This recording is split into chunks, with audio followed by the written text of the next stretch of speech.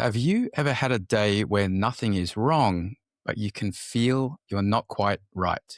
Not broken, not dramatic, just a little off. In my world, working with founders, leaders, and high performers, that's usually not a motivation problem. It's a signal problem. And the good news is, signal is trainable. No incense required, no personality transplant. Today is light, friendly, practical, and built for real life. A few ideas, a few laughs, and a couple of tools you can use in under 2 minutes. Welcome to the Masters of Wellness podcast, where we explore the latest insights, personal journeys, and business innovations shaping the future of health and well-being. I'm Edward Curtin, 30 plus years in the wellness industry. Today, we're joined by Holly Erin Copeland, a former ecologist turned guide to what she calls inner rewilding. In plain English, helping people get back into their body, back into their energy, and back into their life. Holly blends grounded practice with deeper awareness, and she has a gift for making the mystical practical. Holly, welcome to the show.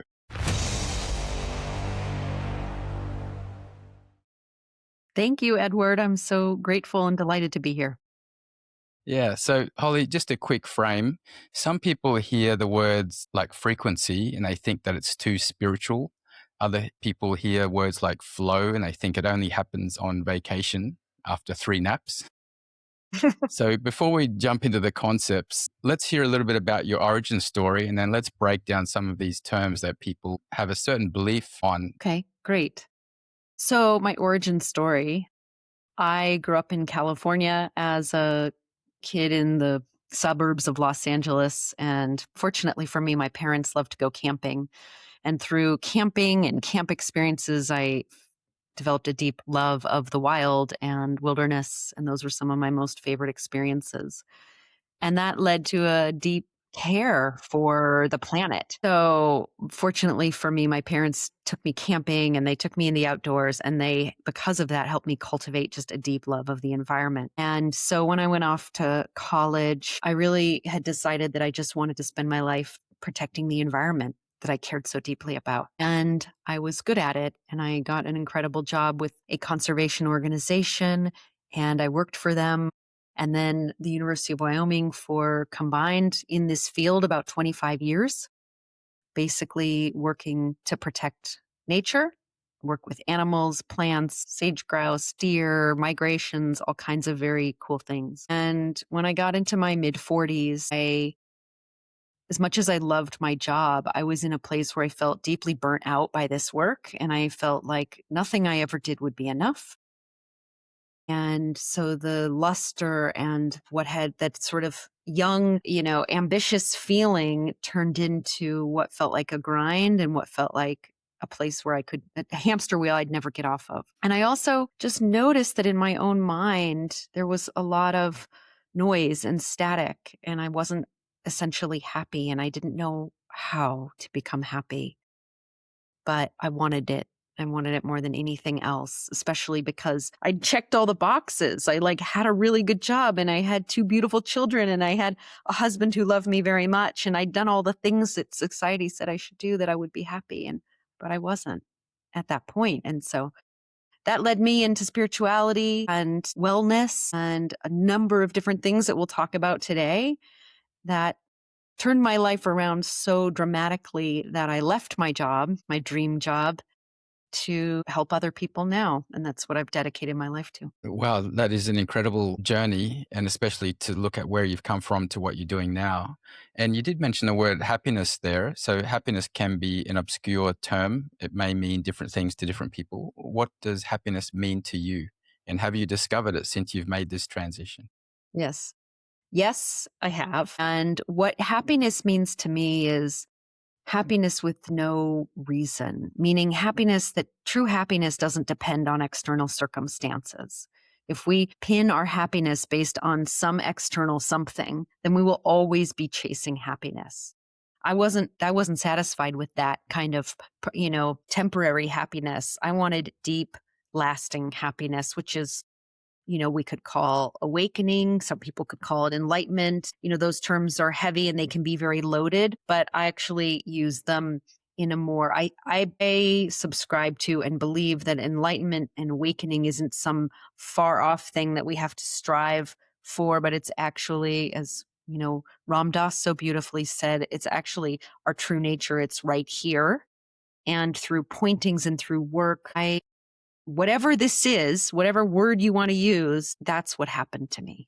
I, in that sense, found it. I stopped searching for happiness. My baseline state is well. Does that mean that sad things don't happen? No, of course they do. But true to me, awakening is the ability to rest back in the well being that is our true nature, which is why I call it rewilding, because we're coming back to our natural state, which is well being, which is our birthright is joy and peace. And so my passion is to point people to that, to help people remember that and discover that for themselves, to recognize the well being that is our birthright. Yeah. And there was an interesting point there. You said that on paper, everything looked like your life was perfect and you should be happy. And people may ask you, oh, why wouldn't you be happy? You have everything.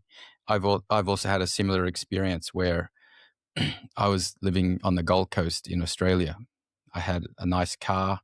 I was living in a beautiful place, had a good job, good income. Everything on the surface looked like, well, this guy's living a dream life. So for me, searching for that happiness wasn't about, well, I found happiness and this is what I want. It was more about, I found myself in a situation where I thought, I appear to have everything, but this is not what I want. And I think a lot of people reach that moment in their life where they realize this is not what I want.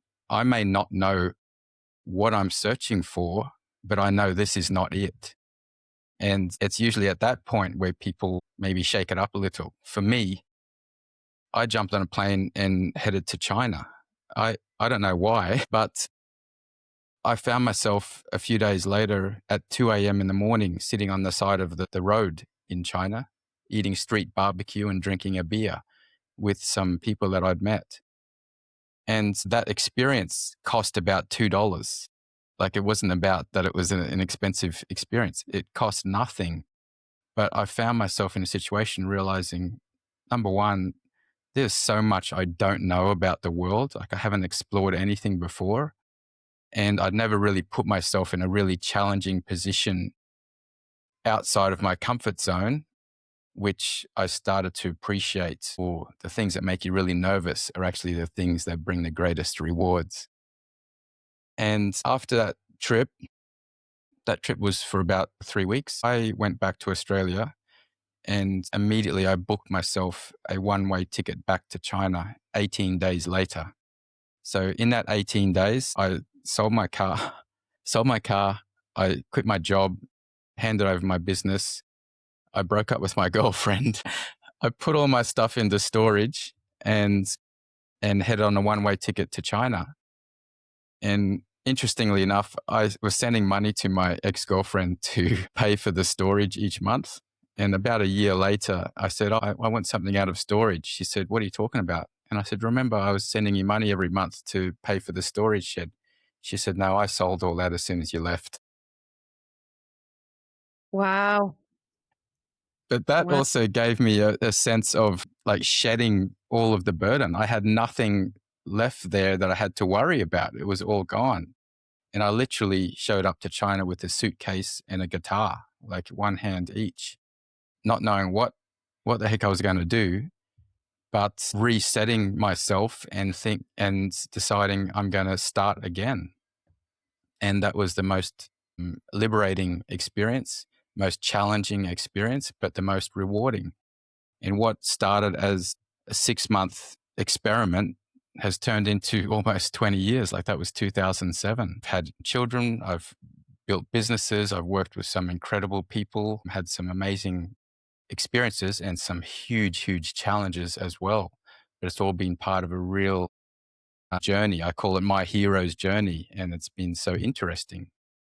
And it's one of the reasons why we started to do this podcast, because people had a lot of questions about foreigner living in China for so long. So I started to share some of my experiences, and we started the podcast about a year ago. We used to talk about all of our wisdom and all the things that we'd learned. And then over time, when we've invited some amazing guests on, like yourself, we realized, oh, it's not about me sharing my knowledge. It's about us having an opportunity to learn from other people. And it's been the greatest learning experience for us to be able to do this. It's not easy putting yourself out there for the world to see, but that's been another great challenge and rewarding experience as well, because the learning has been unbelievable. And I encourage any listeners out there, if you're stuck in a moment in your life where everything may appear to be on the surface level, appears to be, oh, this is what everyone would dream of having. But if it doesn't feel right, don't be afraid, because the worst that can happen is you've always got a fallback. You can always go back to doing what you were doing before if you want to. But having that opportunity to try something new, I kind of think of it like when you're going up a roller coaster, the first part of the roller coaster is going up the and that noise is actually the backstop, right? So you have a little forward and then there's a backstop stopping you go back, and and there's another backstop there. Like facing a challenge or putting yourself out there to try something new is like that. You take a little step forward, you've still got a backstop there to protect you. You're not going to fly all the way back down again. So that's been a great experience and a lesson for me. So I certainly appreciate why someone like you, Holly, that on paper seemed to have it all, but decided to do something different. And I guess the thread that goes through it was that it's your passion. You were passionate about ecology and environment, but it was maybe a different angle of looking at it. And now you're more about the internal environment, internal ecology, right? And that's kind of what you're doing now. Is that correct? That's correct. And the aha that came for me in this, and I didn't understand it at the time. So at the time when I made this shift, I just knew, like, I've got to I've got to find a way to be happier in my body and my mind. But ultimately, as I came through that and left my job, I came to believe and see that in order to quote unquote save the environment, in order to create this new earth that we all want to see, where people are thriving and the health of the forests and the health of our lands is thriving. I don't know anyone that wants to see the degradation. Everybody wants a place, an earth where the lands and the waters and the people are all thriving. And that the best way to get that was to actually shift the people that are the ones who are in not right relationship with the planet. And so all that external trying to sort of fix the outside. And I'm not saying that there's a time and a place for stopgap measures to protect forests that might be threatened to be cut or something like that. So I'm not in any way saying those actions aren't good actions to do. But I came to believe that the most important thing we can do is to shift the interior. It's an inside job. The problem is that we are inside disconnected from ourselves. We don't actually understand what it means to be like, we don't even understand what self-love really is. Most people don't understand that. And so their longing and their sadness and their grief and their pain that is creating a mirror of a world that is in such pain is a problem with not actually being deeply connected on the inside to who they really are, to feeling worthy and enough and in love with themselves and with life. And that, to me, is the most important thing we can do to change this world. And so I'm here for that. I'm here to help people fall in love with themselves, and I'm here to help people recognize that they're enough and that they're not broken and that they're worthy and all of those good things. When you talk about self-love, and then before we mentioned the word like frequency and signal, are those two things related? Like if someone's frequency or signal is a little bit off, is that related to how they're looking at themselves? Absolutely. Yes. And I would say the word that comes to me, the easiest way to describe this connection, and there are different branches, but what's coming to me right now to say is that to remind us that we live in an energetic universe, that everything is energy. We're in energetic bodies. The Chinese know this because they work with acupuncture and they work with medicine and that works with qi, which is the energy system in the body.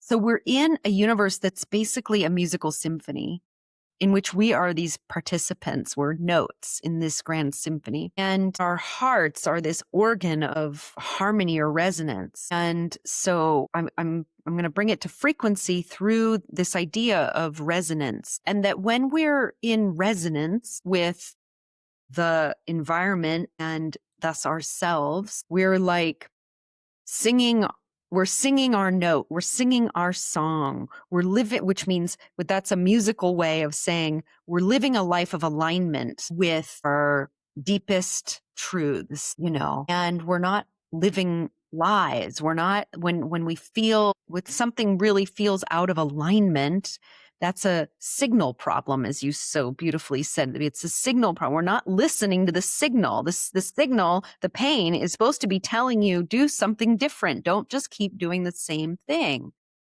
But we haven't been taught to listen to those signals because we're taught in the Western world to use our brain to think our way out of something. And a lot of the work I do is about teaching people to listen to the signal inside, which is every organ actually of our bodies has a different frequency. And so we can tune in to the liver and the heart, and we can tune into these organs and we can see, the Chinese have this whole body mapped based on, like the lungs represent grief, and that's a signal, that's a frequency. And Mm, so we can start to follow these clues as a basis for healing ourselves, but it's at physical levels, it's at emotional levels, it's at mental levels, it's at all the levels. But I really think it can come back to starting to learn to attune to where something doesn't feel right and beginning to work with that and take action from that place and get curious, not just stuffing it down and pretending it's not true. mm. I have had some personal experiences with frequencies myself. Like, as I mentioned, in China, there's a practice called sound therapy, sound bowl therapy, crystal bowls. And I used to wonder, oh, why is there so many different shapes and sizes of the bowls? And it's because each bowl sends off a certain frequency, and it's specifically used for a different reason. A great example is one time I had some stomach pain, like some indigestion, things were blocked. I just was feeling uncomfortable. And the teacher got me to lie down and chose one specific bowl. It's actually called the C frequency, I found out. And I've actually bought that bowl now. I own it myself. And if I ever feel the same way, I can do it myself. And she put it on my tummy, on my stomach, and did the tapping and then circular motion to get that vibration. It is incredible. If anyone has not ever experienced the sound therapy before, it literally vibrates your entire body. Like, you can feel it through your bones. And I'm not kidding about that. It is so intense. On the outside, someone observing, they can hear a ding, or they can hear a ooh, this type of sound. But inside your body, you feel it vibrating. And that experience, then, like, oh my goodness, my stomach started to move and making noise and everything. And then completely cured, like within half an hour of that. And then they explained to me there's different frequencies. There's some that they use for your head. There's some they use for your feet. And that's why when they set up a sound bowl therapy class, there's different bowls all around you. And I mentioned when I came to China, I had a suitcase and a guitar. And I've learnt how to find the same frequencies on my guitar. Sometimes I'll just sit there if there's a certain feeling, or I'm feeling a little bit uneasy, or I want to calm down or relax, I'll just grab the guitar and I won't play any song. I'll just like pluck a note, like just find the note that feels comfortable and then just close my eyes and just pull that string and you get that same type of feeling. So I absolutely agree with you, the frequencies of our body, and we are exposed to so much outside externally every single day. The traffic, the noises, the people speaking, the radio, the music, the TV, the cars, like it's all happening out there. So we are polluted with so many different frequencies every day. So it is important to find that time each day or whenever you feel the need to bring it down and just find the frequencies that work for you. And it was explained to me that that's the reason why some people like certain types of music. Some people really like classical and opera music. Some people like to listen to hard rock. Some people like to listen to hip hop. And some people like to listen to acoustic Ed Sheeran type of music. And you'll find that the people that like that particular type of music, they really love that music and they'll be into it their whole life. Like I know people that love rock and roll and their entire life, they're rock and roll people. And there's other people who are classical people.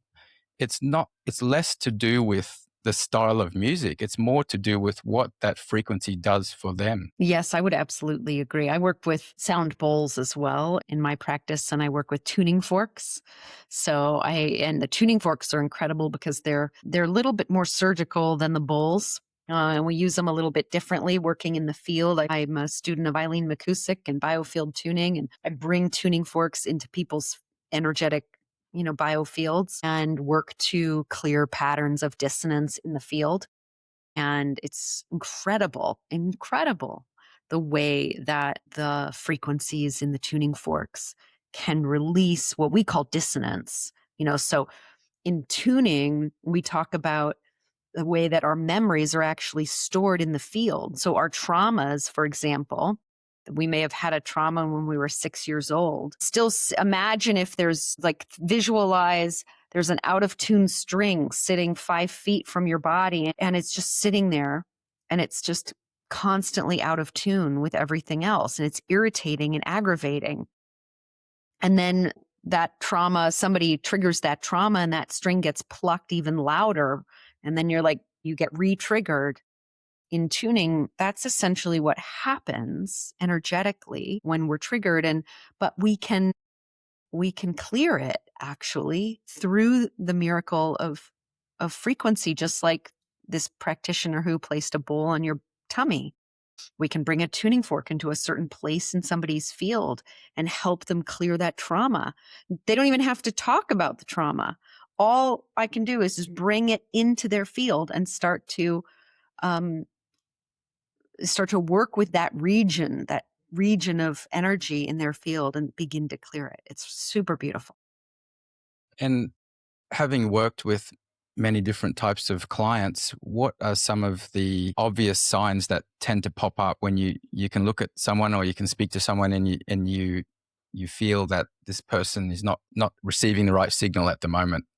What are some of the warning signs? And then the second part to that question is, how can you tell when a sudden change has happened where now they're back on track again? Yeah. I mean, the warning sign is really any pain. I mean, you can, we're energetic beings, and everyone pretty much has had the experience of walking into a room and being with somebody who's in a lot of pain, and you can feel it even before they say anything. Even if they're not crying, you can see it like it's written on their face, or you can just feel the tension or whatever. So any of those signs are signs that I, can see, and any person like that could benefit from this type of energetic healing. And the signs that, following that are just more ease, more relaxation. Tension isn't our natural state. If a deer is grazing and a predator comes, it will momentarily, need to use, will need to run and use a lot of effort. But the moment that the predator, wolf or whatever it is gone, they will just go back to grazing.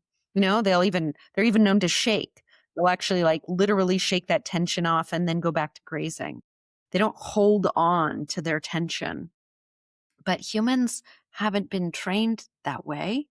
And so we tend to bring energetically, we carry beliefs and we bring the past with us in the form of all these energies, and we don't know. We aren't taught how to clear it. There's many ways. I mean, tuning forks and bowls are a beautiful way, and they're not the only way. There's many beautiful energetic healing modalities, or just even working with plants. You can work with herbs that are our allies that help. Each herb is a frequency too. And so those can be, people who are masters with that know how to bring the frequencies of plants in to heal for specific problems. So there's people work with color therapy. There's all kinds of beautiful ways of addressing pain at truly a root energetic level. And I follow a little bit of sport. One of my favorite sports to watch and follow is tennis. And Mm. over the last 20 years, we've had some absolute superstars like the three kings, Djokovic, Federer, and Nadal, watching their career since they were teenagers to get to what they've achieved. And watching a few of the interviews and talking about what is it that's going on at certain times during the matches. And what I've observed is some of the people that on the outside look so calm that, for example, they might be about to serve and they're just tapping the ball. On the outside, they look super, super calm, but they have this incredible ability to internalize, like their nervous system inside is in overdrive at that moment, but they're not showing it on the outside because there's certain moments where you need to keep that type of thing in control. For people that remember back in the John McEnroe days where he'd be smashing the rackets and screaming at people and that type of thing, that was his way of expressing that nervous system energy out so he can get back to calm again. And this happens in everyday life as well. Some people, you may be sitting in a board meeting and someone's giving a presentation and they look very calm and very professional, but possibly on the inside, it's not like that. There's maybe a lot going on. I've been in that situation myself where I've been in front of a large group of people doing a speech or a workshop or something. And when I look back at the videos, whoa, it looked like I did a really good job and I was super calm, but there was a lot going on inside. And I've seen people that have done the TED Talks as well when they're standing on that red spot. The people that do the TED Talks, they actually rehearse and practice for 6 months before they're on that stage. Like there's a big preparation ramp up before they're actually there to make sure that the person's able to handle that at that time. So, have you worked with some type of high level professionals or athletes who have to learn how to internalize and how to control the nervous system at very, very high pressure moments in their life? That has not been my specific specialty. So I'm just going to say that's not something that I have specifically worked with in the context of the way that I work with people now. Myself as a scientist, former scientist who used to do a lot of presentations, I do know very much what you're talking about, and there's a lot of preparation, and I know what you mean about there being, an inner voice and an inner dialogue going on, even if you are not it's not so readily, observable on the outside. But, for me, goal, if I can say that, is to find a peace that lasts, that's actually really true inside and out, that isn't an acting job, because I think that when we are deeply authentic inside and out, people feel it and they know. And that authenticity is actually really, I mean, one way of saying it, it's, without getting religious, is just say it's source or God or the divine speaking through us. It's us really channeling our highest energy through into the world, and not that energy isn't interfered with by the mind. And so, yeah, that is what I value most. What I value most is the deep authenticity where flow state isn't a temporary state that you learn how to practice. So for a tennis match, but where flow state is the flow state for me is the way I live my life, so that there's a tuning in to the natural flow of life all the time, and learning to read that flow and allow action to move from that place. Let's go a little bit deeper on the definition of flow and how can flow be compared to or differentiated from doing the easy thing or avoidance? Because sometimes people totally chill because they're not taking on anything that's going to challenge them. And then Mm, there's other people that have the ability to maintain that flow, as you said, like having a flow state. That's how you live, no matter what you're taking on. yeah. So, what is the difference between like a true flow state and just being kind of lazy? So, one, I would think of lazy as numbed out. So, that or avoidance, as you said it, where you're using substances and those could be anything, right? It could be TV, it can be it can be alcohol or an actual physical substance, but it's basically numbing out to the world. And uh, so for me, it's actually a deep attunement to source, like a kind of guided intuition, where it's actually the source of where, the universe, the chi, what I like to call the wild intelligence, is inspired. It's where true creativity comes from.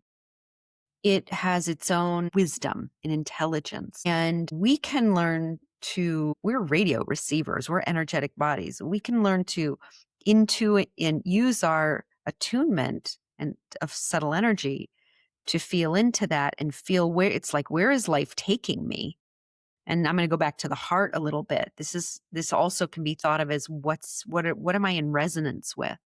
Like I don't ever have to do anything. I'm just watching TV easy, like I love it so much it's really easy to do. Right? We all know that if we're dedicated to playing the guitar and we absolutely love playing guitar because it fulfills us at such a deep level, even though it is technically work to learn to play guitar, we'll do that because it we love it. So it's aligning with the things that feel like I love this. This feels so good to me. And for me, even working with my clients, even though it's work, I so love this work is in such alignment for me that my sessions are easy because the work is aligned. I'm doing my purpose and I've aligned my life that way. And so to move from that, to learn to move from that place where your actions are flowing from there. I think we're numbed out and lazy, quote unquote lazy, because we're not in alignment and it's hard. And that what feels like laziness is actually an invitation to feel more deeply into what would be aligned, or what is the thing that really lights you up inside. And may we all be doing the things that light us up inside, that are easy by their nature. That's flow. That's true flow and living from flow. And what I have also discovered is that when I align my life to flow, miracles unfold. It's as though the universe conspires to support those things happen. That's not an accident. That's actually because, I mean, we could look at the science. That's like now I'm starting to do things that are in musical harmony. And so the universe knows how to do those things, like literally I'm creating. It's like I think I see an oak tree just becoming an oak tree. My life is unfolding in that way naturally, and the universe conspires to make that happen. Literally, the moment I choose to do something that feels in alignment, I can feel and I see and I witness miracles. It's like the red rug just unfolds and the universe is like, here you go. Does that mean there's still like work to do, emails to write, people I have to contact, a thing to do? Like, yes, but the source is from a different place. And so it fundamentally feels different than when you're doing something that is not in alignment, which is what my work started to feel when I left my job. Like the reason I had the courage to leave was because it's like, something's not in alignment anymore and this feels hard and it didn't used to feel hard. but I'm not just going to pretend and just keep doing the thing because it's a good job and everybody's telling me, oh my God, you're crazy to leave that job. I'm including, family and people around me. It's like, no, I actually trust my own knowing so deeply and I trust the universe so deeply. I'm going to do it anyway. I've got some goosebumps because you've reminded me of some of my past memories as well. What advice can we give to people just on this particular point?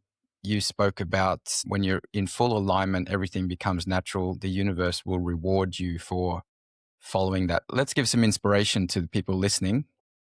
If you are if you are in a state of A, and try what and see what happens.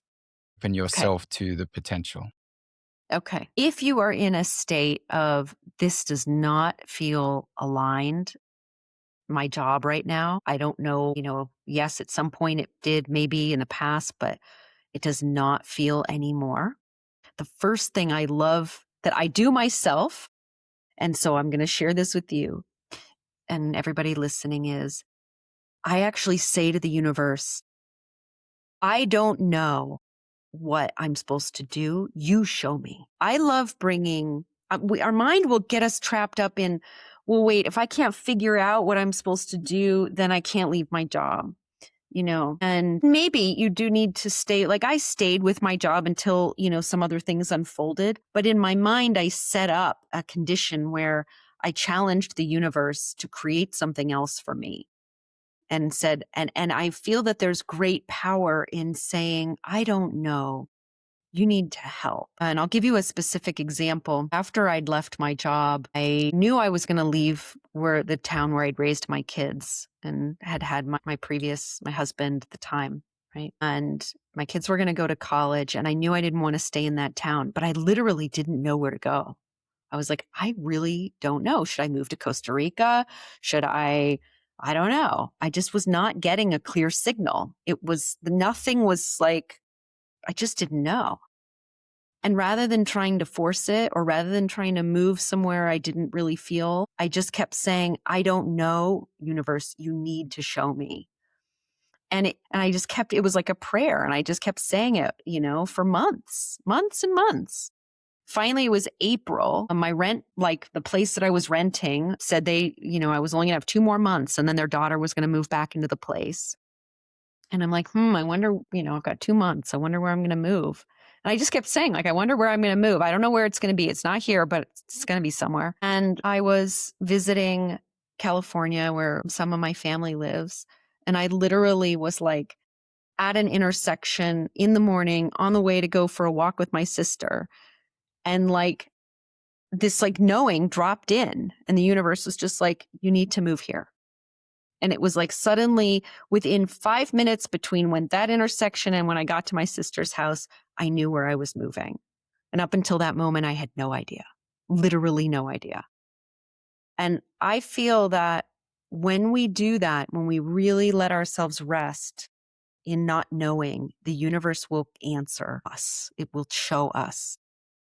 But if we think we know, we actually kind of interfere with the universe's ability to show us or help us. Digest that for a moment. I do agree with you that there may be times when things feel clouded, uncertain, but we should trust that the universe has the plan for us. It's really interesting when you look at your life in reverse. Like if you look at where you are now, you look at your life in reverse. You can see all of it unfolding when you look at it back the other way. Like, for example, when I was at university, I was looking for a job to support myself. And I hit the streets one day. I was in Brisbane, in Queensland, Australia. I went for a walk on the streets, popping into businesses, into restaurants, and asking, "Do you have a job?" And I went into what was like a Sizzlers restaurant, if you remember Sizzlers back in those days, right? So there's an Australian version of Sizzlers. It was called Neighbours. And I went into this restaurant and met the manager and I said, "Oh, I'm looking for some part-time work in the evenings because I'm studying at university." And he said, and I was thinking, oh, something in the bar or waitering or something like that. And he said, "Oh, yeah, we've got a job in the scullery." And I thought, oh, okay, that sounds interesting. The scullery sounds really high level. So I said, okay, I'll take it. He said, okay, just show up to work on Friday night. So I rolled up Friday night and I said, okay, I'm here to work. He said, okay, just head back to the scullery. I said, where's the scullery? He said, there, washing the dishes, brother. I'm like, what? I didn't realize that the scullery was the dishwashing area. And I was shocked at first, but I took it on. And I got to say, those 6 to 12 months that I was working there, I really enjoyed it. It was not easy work. It was a little bit dirty work and it was a little bit tiring. But after every shift, I got to have a free meal, a steak or seafood, like they have at Sizzlers, and some of that yummy cheese toast. I got to hang out with the chefs and the waiters that were working.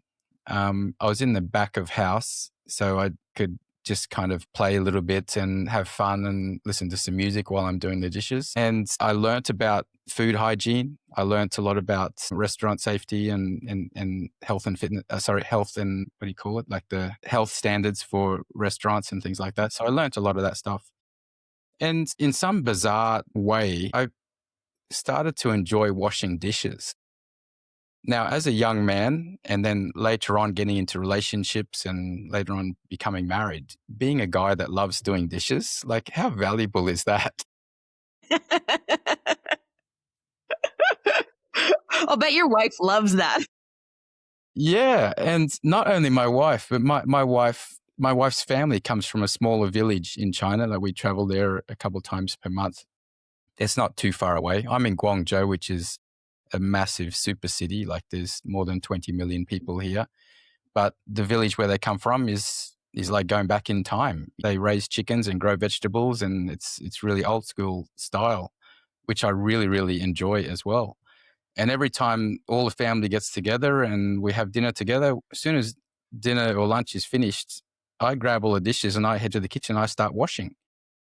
Now, for a Chinese traditional family like that, it's always the ladies or the mums or the grandmas who will do the washing and the cleaning. So they see this foreigner rolling up in their family in the kitchen doing dishes. They love it and they talk about it like I'm the talk of the village. This guy, and then they talk about, oh, my son-in-law doesn't do that, and my son doesn't do that. So all the other villagers are jealous of the family because they've got this foreigner doing dishes. So as I said, when you look back at your life in reverse, and then I realized back then when I was 18 or 19 years old, washing dishes in that restaurant, that has become such a valuable experience for me later on in my life, which has had life-changing events, to be honest. Like it has had amazing positive effects on me. And I fell in love with cooking. So I enjoy cooking as well. And I cook and clean at the same time. So imagine how much people love coming over for dinner to my place. So it's just an example that you may never know what you're going through at a particular moment in your life. It might seem like something that's a little bit dirty or a little bit tiring at that moment. But you need to trust that the universe has given you that experience because later on, it's going to make sense to you. Yeah. Yeah. I love that story. I really appreciate it. And I do agree with you that it can be very valuable to look at your life in reverse and see the way that the things that happen to you have a way of working out and they have a way of teaching you what you needed to know.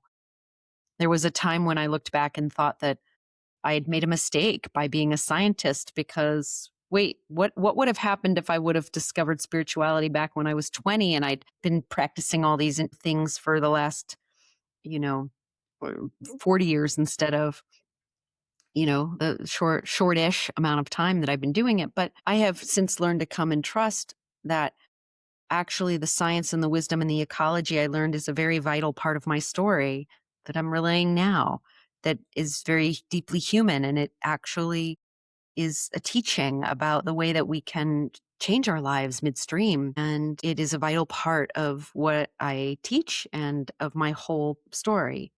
And I think that actually it's a teaching about that we can carry forward. And if we actually see and treat every single thing that comes to us as a gift.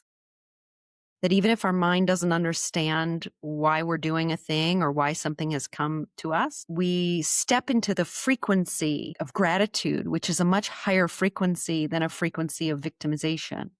So we align with source energy, we align with these higher frequencies, and then the universe will, everything's a mirror. So the universe will mirror back to us those positive frequencies, and we'll just be caught in a series of miracles and synchronicities, as opposed to if we start to doubt and question and don't trust what's being brought to us, then we stumble into confusion and doubt and those really dissonant frequencies. So, one of the things that I teach and practice myself is turning everything into a gift, even if my mind doesn't understand. And I recognize fully that as I say that, there are people going through incredibly hard things. And I don't mean this to dismiss any of those. And there will be times when something is so unfathomably hard that we're not ready to acknowledge it's a gift, and that's okay too. Like we give ourselves permission to feel. It's not a bypassing, and I really want to be clear on this. It's not meant to be a bypassing. So when the really hard things come and we feel, unimaginable grief, then we need to be with those feelings too, of course. And there's deep lessons and transformation in that. Mm. And we can hold space for our grief and for the very, very difficult things that come from a place of compassion and not victimization that enables us to have both. So we can hold something as a kind of compassionate understanding, even if we're not ready for it to be a gift quite yet. But that Mm. keeps us out of the frequency of victimization, which is where we really start to stumble, I think. And that's how I work with it and how I help other people work with difficult, challenging things. Because the more you can stay in that compassionate, loving space, holding space for yourself in those feelings, the quicker you'll be able to transform it into the gift. Now, Yeah. we are a different generation to our kids that are coming up now. As I'm sure we both agree. My son, who is 16, he travels to China 2 times a year. They spend, two boys. They're here 1/3 of the year, so they get to experience the China life as well. But they go to school in Australia. But 16-year-old, last time he was here, he was having a little bit of a difficult time. And without prying too much, I said, "Oh, what's going on?" He said, "I've got a friend who broke up with his girlfriend." I said, "Okay." And he said, I'm looking for some advice to share with my friend to tell him to how to cope with that." And so I said, "Oh, okay." So I gave a little bit of advice, and certainly acknowledging how meaningful the hurt is for someone at that age. We've all been through the heartbreaks, and those times when you're going through them, it feels like the end of the world. But comparatively, now as a grown adult and having been through some real life challenges, you look at something like that like a mosquito bite. But I would never say that to a 16-year-old boy who's broken up with his girlfriend. So, so certainly acknowledging that and doing my best to guide him and allowing him to ask himself questions as well about his own self love. Why is your friend feeling sad right now? What does your friend feel like he's missing? And so on like that. After about 3 days, he said, "Daddy was not my friend, right?" Yeah. And I said, "Yeah, I guess that, but I was playing along." And so then when he finally opened up and admitted it was him, then he like totally just let it all out and explained all the things that had been happening and blaming himself for some of the things. And I said, it's good to acknowledge your part in the relationship, but don't take everything on yourself as well, because there's always communication and two people involved, maybe sometimes more than two people involved. So take responsibility for your part, but at the same time acknowledge that other people also have their things to work on too. So work when you're giving advice to children, particularly your children, how do you help them to navigate the world that they are living in now, which is different to the one that we went to school with. Yeah. Oh, that's a really beautiful question. I think, as you say, first, just compassionately acknowledging that whatever they're feeling is valid. Even if to us it may feel like a mosquito bite ish level, we all know that when we're going through something, we're going through something, and we are where we are. We are where we are. And so I bring a sense of compassion, and I try to remind them to just empower them in their own knowing of, like, what are you feeling, to validate that feeling, like whatever you're feeling is valid, you know? And this is so important because I know from my work with my clients, it is so common that people aren't allowed to feel what they're feeling. Like, they're told to shut up, or they're told, like, in different ways, people tell people, like, to be quiet, and shame people for feeling the way they're feeling. And there's nothing worse that you could do for somebody than to make them feel badly for feeling what they feel. And so, always first to me, it's just acknowledging with whatever you're feeling is totally valid, superhuman. We're human beings. We're here for this experience. And then from there, and normalize it. Like, it's totally normal what you're feeling. Like, this is what it means to have a heart and care about another person and then lose that person. So what you're feeling is understandable and normal. And then sometimes I relate from my experience, and a reminder that they'll get through it, that, there will be more love, or there'll be more, that there's to just really trust their own knowing and their own strength ultimately. And just like we're talking about, I used to talk about, like, just honor your feelings, trust that. Yeah. Something like that. And with the technology that children are using now and is readily available, we as parents need to acknowledge this is the world we live in. Personally, I don't agree with parents forbidding children to have use of the technology that is available. Certainly managing the time that you're using it is important, but we have to accept this is the world we're living in. So let's help you to navigate using what tools are available now. A lot of people, they go online, they're seeing dream lives being portrayed on Instagram. That seems like everyone has got it wonderful. So one of the things I talk to the kids about is that's just what they're showing. It's the same as if you take a photo yourself, you might take 5 or 6 photos and then you find your favorite one, right? And then that's the one that you're going to keep, or you might show to other people. So people that show those lives online, that's exactly what they're doing as well.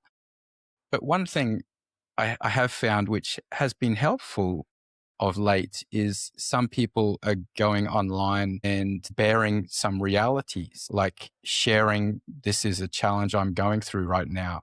And these are some of the things that I'm working through and facing. And actually seeing some of those can be helpful to let you realize, wow, I really admire that person for having the courage to go through what they're going through, but also Mhm. sharing it somewhat also. So there is starting to become more of a balance of what you're seeing. And I've found, interestingly enough, this is kind of how the algorithm works, but the things you pause on and watch, you're going to start to see more of those things. So if you like watching the dogs doing funny things, then you're going to see more videos of dogs doing funny things. And at the same time, if you look at the beautiful people on a luxury yacht in the Caribbean and you look at that video, you're going to see more of that. So Right. we kind of have the power to direct, or we kind of have the power to control what we're being exposed to. It takes a little bit of effort and mindfulness to pay attention. Don't get carried away with some of the things that are going on in American politics and so on like that. Right. Right. Look at the lovely things that you enjoy, like watch some environmental, beautiful videos. And I love dogs. I love watching dogs doing funny things, videos. So I'm seeing heaps of those at the moment. Yeah, my And then favorite of those are the spa dog ones. They just crack me up. Yeah, yeah, yeah. And then at the same time, like I do personal affirmations. Like my phone here on my Yeah. screen, I have my I am statements that I do every day, and that it's a reminder because we have a psychosomatic response, right? What we're thinking and what we're saying, the body has a physiological response to that. And as a scientist, you certainly know that as well. And another thing I've experienced in China is with Tai Chi. For Tai Chi, that they don't do it in a yoga room. Like Tai Chi is done in the park or in the garden or in the forest with your shoes off, and you're totally grounded and you can actually feel that energy circulation. And one of the things that came to mind, one of the thoughts that was given to me speaking with you today was the movie Avatar.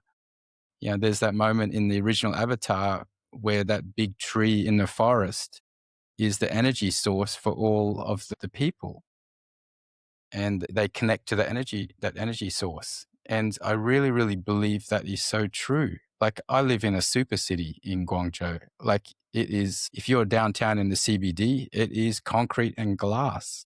So we have actually moved to an area a little bit out of the CBD, not too far, 15 minutes away, but there is a beautiful lake and forest that is just like 5 minutes walk from me here. So I go there like a few times per week, and I see all of the old Chinese people there doing their chai tea and their tai chi and their meditations and their Chinese dancing and things like that, and just touching the trees sometimes. And I do that myself too. And so I do believe that every culture has their way of connecting with nature and the environment, no matter which culture or country in the world. Everyone has their way of doing it. But nature, I believe, I grew up on the Gold Coast in Australia, which is the ocean. So I was in the sea surfing all of my life as a child. And it was the most peaceful experiences for me. Like as a teenager, when you're going through all of your emotions and challenges, I would come home from school, throw my backpack down, grab my board, and just go out and sit in the ocean, sometimes for ages, and just that floating feeling, like that's true flow for me, was actually feeling the energy of the ocean, and moving with it. That's some of the most calming experiences. So for me, water and trees are my two go-tos to find that grounding with the universe or with the earth. Me definitely as well. Yeah. Spending time outside in nature and really learning to, nature is, we're not separate from nature. Actually, those frequencies are embedded within us. And so the more that we can recognize that nature is our ally and that nature is supporting our well being and start to attune to that, our whole life can change. We're not these separate bodies in a separate having a separate experience. We're actually embedded in an energetic universe, and nature is not actually separate from us despite what it may seem. And so, yeah, I think there's so much wisdom in what you're speaking to about returning to nature as a way to support well-being. Holly, let's talk about your book. You talk about inner rewilding, which I really love that phrase. Just explain what that meaning is for you so that we can get it from your mind. And then also, what's a practice that people can do in their everyday life that allows them to discover their inner rewilding? I love that. So, inner rewilding is very simply the recognition of your true nature, of nature, the nature within, which is peace and well being. And this aha came to me because as an ecologist, we talk about rewilding as bringing nature back to, it kind of sounds strange, but her natural state, bringing the environment back to its natural state, right? So out of the human dominated into a more natural state. That's ecologically, that's what rewilding is. And so I had this aha from an ecological background, from the spiritual practices I did, that our human natural state is actually peace and joy. And babies are born in a state of peace and joy. It's not something we have to create. It's actually our natural state. This is a deep spiritual truth. And so the inner rewilding is a way of articulating and and flipping spirituality as a return to our natural state so that it doesn't. I think that when I came to spirituality, originally, I had this idea about some kind of transcendent higher consciousness state that I had to work hard to achieve or find or create or make happen. And what I found so refreshing, and, really you could say that, in the Tao and in Zen, there's Wu Wei, and this would be a way of articulating a Western version of Wu Wei, of coming back to the natural flow of life as an embodied state within ourselves, and that we can practice that and learn to contact that. It's actually incredibly natural, but all of our busyness and all of our trying keep that at bay, and we've forgotten that. So inner rewilding is a deep remembering of that knowing. A practice that people can take with them. One of the practices I love sharing is about perception and how we perceive the world. And one of the reasons that our minds get busy and we feel so kind of caught in a busy mind loop is that we take this way of looking at the world where it feels like there's a me in here, and I'm sort of analyzing like lamp, tree, email. And I start to compartmentalize the world from a very mind oriented way. And we don't even realize that we're trained that way. That's a way of being that we've been trained into from school, from an analytical world that values analysis above beingness, that hasn't taught children how to be, but has instead taught a kind of critical thinking as superior. And beingness and a natural way of being and naturalness, which is also the essence of inner rewilding, we can start to practice that. So one of the ways that I like to show people how to practice that is to, you can do this with me now, to just you can do this eyes open or closed, but if you're in a place where you close your eyes, sometimes it's easier to close your eyes and just see if you can unhook from that space in the head where it feels like there's a me in here and a world out there. And see if you can float that center of beingness down through your jaw, down through your neck, down through your shoulders, and let it just kind of rest in your heart. So you aren't looking down at your heart, but you're feeling the space of your heart. And you don't need to feel any special love or anything like that. So don't overcomplicate it. Just feel the space in your heart very simply. No different than if I said, feel the space in your right knee, and you would feel the space in your right knee. But here I want you to just feel the space in your heart and just kind of get a little familiar with what that feels like, that space in your heart. And then just listen to my instruction before you do this if your eyes are closed. Now, before you open them, when you open them, I want you to practice, see if you can look out at the world as though you're looking from the eyes of your heart. So keep that center of being. Don't see if it can feel like holding a balloon down underwater. You kind of have to very deliberately, don't let it pop up, and see if you can just have a relaxed view of the world, but kind of like one eye's on the inside, and you can it feels the best way I can say it. It feels like you're looking out through the eyes of your heart. See if you can do that. And then notice when you do that, the quality of your view, literally.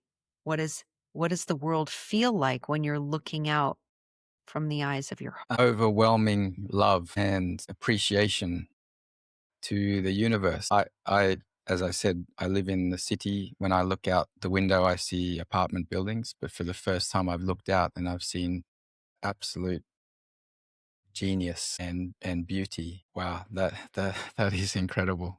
There's been some first time experiences for me today, and even learning some new words. Beingness, I've never heard that before. Inner rewildment. Inner rewilding, and the signal as well. Often we talk about frequency, but actually signal is it seems to make more sense. That was, I don't know who's sending the message to me, but I got it, Holly. I received loud and clear. Unbelievable. Thank you.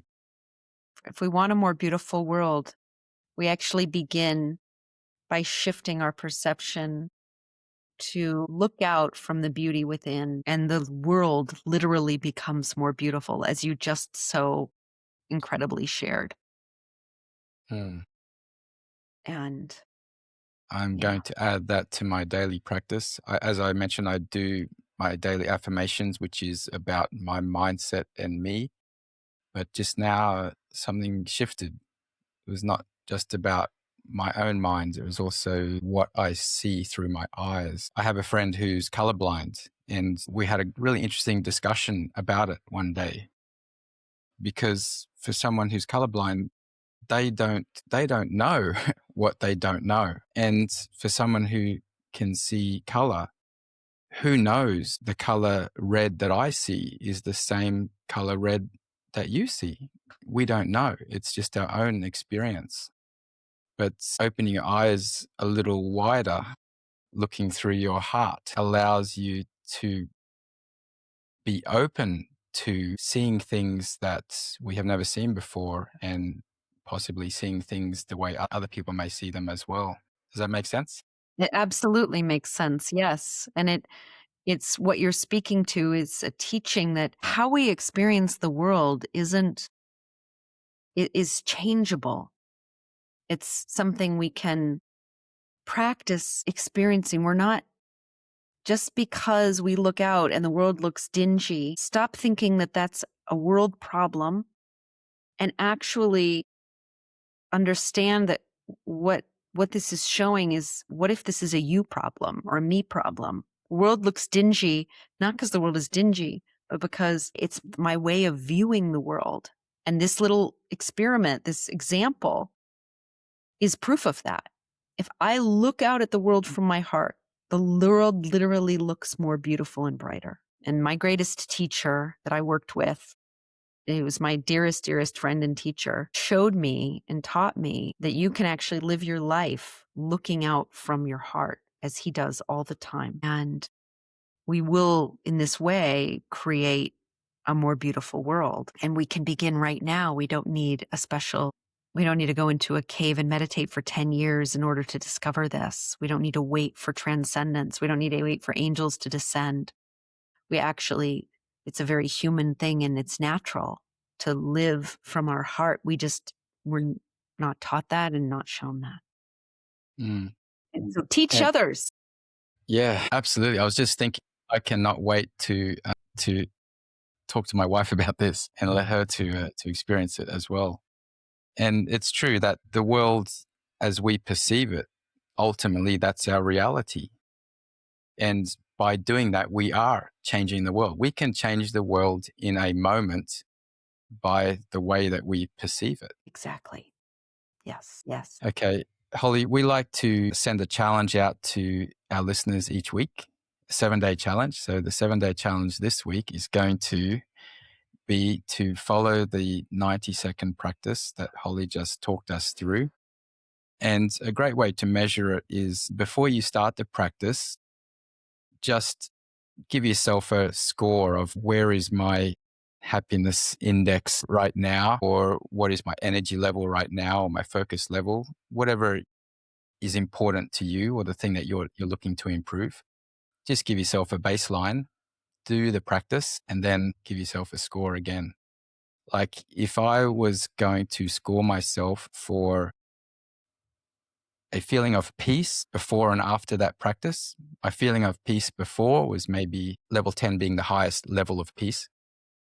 My feeling of peace was maybe 1 or 2 at the beginning, but my feeling of peace now is like 9 minimum, just in a moment. And it really, really proves the point. We can change the world, we can change our perception, and we can change our feeling and our mindset in a moment. We may drift back to, oh, but she broke up with me. Oh, but the boss said this. We can drift back, but we can also, as I used the analogy of the roller coaster at the beginning, tick, tick, chick, chick, chick, chick, chick, to the improvement, to the life. I would love to see it exactly how I saw it 3 minutes ago when we finished that practice.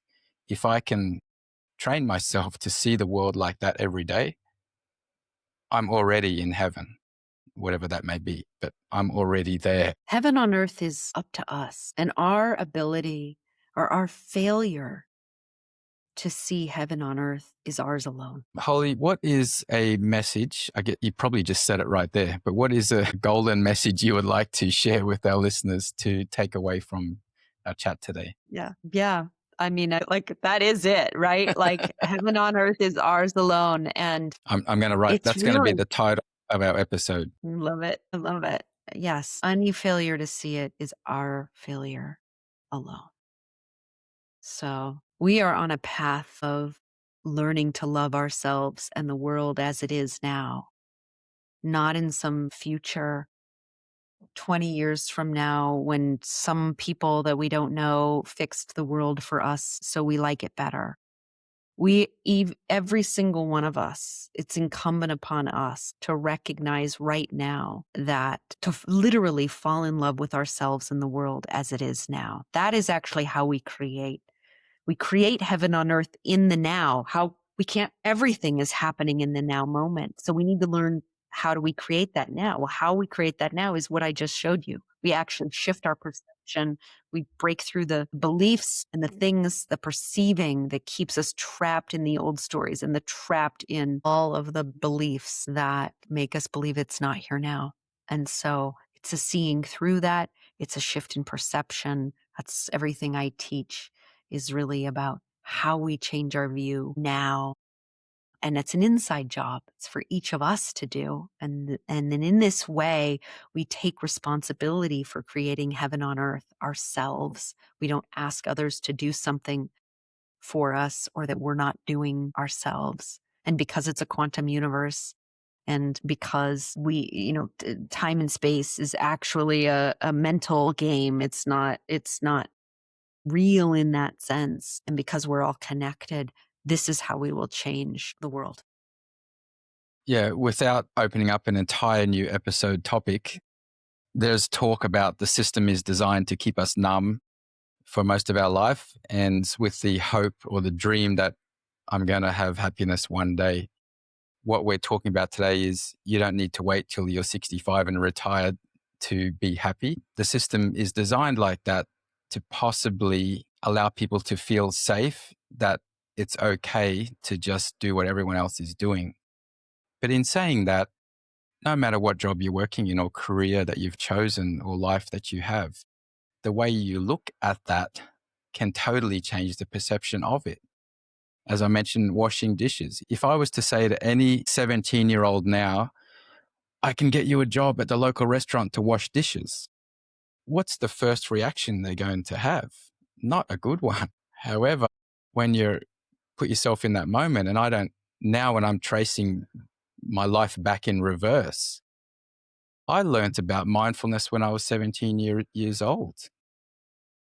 Being in the moment and appreciating it for what value it's giving to me at that moment in time. And I thought I only just learned about mindfulness recently. Actually, I was practicing it when I was 17 years old. And the key point is no matter what age or what stage that we are in, we can change how we're looking at it. We can change how we're looking at our relationships and our career and our position and our home that we're living in. There were times in China I was sleeping in a dog box. And when I say that, it's a hotel that is a box. You've seen them on the Japanese hotels, right? Like a coffin. There's been times where I've paid to sleep in those I call it a dog box because I love dogs. You can even see my t-shirt here, right? All my t-shirts are dogs. Actually, my Chinese horoscope is dog. So it's a big joke in our family. But yeah, and that would cost me like $7 during particularly difficult times. However, when I was in those dog boxes at that time, I was seeing it as the most cool thing I've ever done. Wow, look at this. I'm sleeping in this thing. I got a little TV over here and I can charge my phone over here.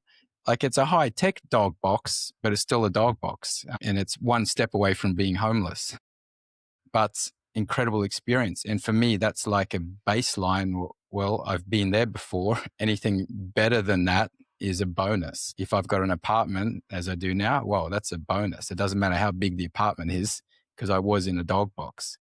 And I think we can always, if we compare whatever situation we are in our life, compare it to it could be worse. And what would be an example of that? And we've probably all been through them as well. Exactly. Yeah. Yeah. I really appreciate that. It's really comes back to that looking at the gift in every situation. Look for the gift, look for the gem. And in doing so, you empower yourself to let the creator, source, divine support you in really living a life of abundance and grace and joy. Like it flows from that mental shift. Amazing. You have a very beautiful bracelet there. Do you want to tell us about that? Oh, this is a very special bracelet that came from a Brazilian tribe that I sat in a plant medicine ceremony with, and called the Yawanawa. And thank you for asking about it. I'm particularly appreciative to them because the Yawanawa, I will just tell this quick story that I learned. There were 30,000 Yawanawa, and in the mid 1900s, they were nearly exterminated as a people because of rubber plantations and colonialism. The leaders went into hiding. 100 people survived, and they are now rebuilding their civilization, and they are sharing their knowledge, which is deep wisdom of the forest. And I had the blessing to sit in ceremony with them. And what I experienced was one of the most incredible experiences of my life changing experiences. And yeah, they're such beautiful people. And I believe that this kind of work, that they are bringing codes from the Amazon to do work that my human mind can't even really understand, but to awaken the forests around the world. They're talking to the trees and they're waking up the forests, and they are doing deep work that will support humanity into the coming centuries. Did you actually travel to Brazil to do the ayahuasca? No, they came here, yeah. Chuck, the co-host that normally joins us, he has had his experience with plant medicine as well. And another guest we had, actually a couple of guests we had earlier in the podcast, have talked us through it. It does sound like an incredible experience. Something I hope I'm able to try someday. It's not available here, but yeah. If for people who are listening, go back to look at some of our earlier episodes, maybe around episode 10 or 11, 12, something like that, where we talk about the plant medicine journeys. Some funny stories, but very It's interesting. wild. I'll just flash my book up here. In my book, uh, have been working with grandmother or ayahuasca since 2019, and so I tell stories of going to Costa Rica. I've been to Peru, working with these sacred master plants, and I have the deepest respect for them. They have been some of the most life changing experiences in my life. Not easy by any means, and it's not for everyone. And you need to be very careful who you sit with, and because there are many people who are not well trained who are serving, and so that's a whole nother episode we could do. But when you find the right people in the right setting, it is extraordinary medicine. Mm. Just pop your book up there again for us to see. Mhm. Inner Rewilding. Where can people Yeah, find the book? Can they they buy can it from your find it website? on. Yeah, they can find it on my website, Amazon, books, Barnes and Noble, places where books are sold online. Okay, we're going to pop the link to your website in the description. Thank you. And uh, final question. Holly, it has been incredible talking with you today. For people who are listening and watching, try the practice that we did today. I've tried a wide variety of different practices and life hacks and so on. today is one of the most incredible experiences just in that 90 seconds, what came out of that. So please, please try it. Not while you're driving the car. Take a moment somewhere to sit down and do it. If this episode has resonated with you, please like and subscribe to our channel, share it with someone you care about, and write some comments in down below. And if you have any questions, Holly will be happy to answer as well. Subscribe to our channel over here. Watch this next video that's popping up over here and look forward to our next episode of the Masters of Wellness podcast. Thank you so much, Holly. It was wonderful to chat with you today. Thank you, Edward. It's been wonderful to chat with you too.